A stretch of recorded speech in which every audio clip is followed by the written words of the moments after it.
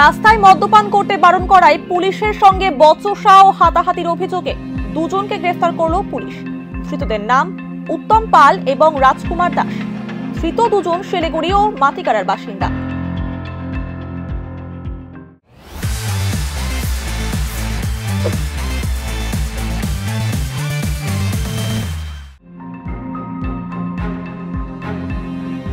হোলি উপলক্ষে শহরের সুরক্ষার স্বার্থে গভীর রাত অবধি শিলিগুড়ি মেট্রোপলিটন পুলিশের নাকা চেকিং ও পেট্রোলিং চলছে।